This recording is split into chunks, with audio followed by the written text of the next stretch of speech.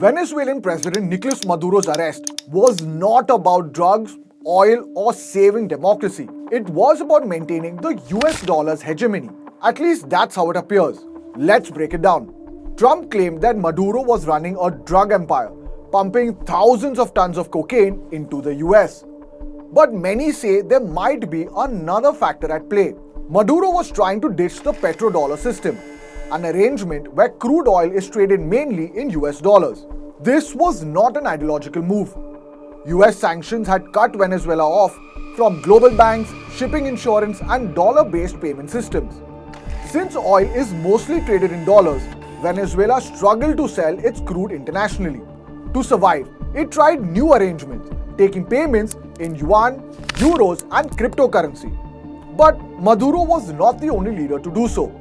There were Iraq's Saddam Hussein and Libya's Muammar Gaddafi. In 2000, Iraq sold oil in euros rather than dollars. But after the US invasion in 2003, Iraqi oil was again sold in dollars. Gaddafi went further. He pushed for gold-backed African currency to settle oil trades.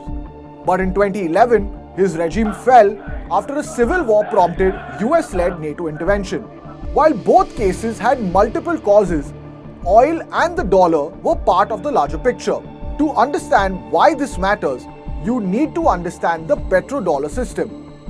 In the mid-1970s, the US made a deal with Saudi Arabia. Riyadh agreed to exchange its crude oil exclusively in dollars in return for US military protection.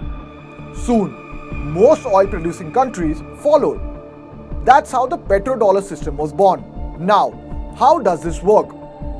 No matter where oil is produced, the Middle East, Russia, Africa, or Latin America, it will be bought and sold in dollars. So if a country wants to import oil, it must first acquire US dollars. That alone creates constant global demand for the dollar. Oil exporting countries earn billions of dollars from oil sales. They don't just keep that money sitting idle. Much of it flows back into the US economy, mainly into US government bonds and financial markets. Over time, this system helped the dollar become the world's dominant reserve currency. Maduro, Gaddafi, and Saddam were not perfect leaders. They ruled flawed systems and faced serious allegations of corruption and human rights abuses. Yet, what links these three leaders is this: when you challenge the dollar system, the US response can be fierce.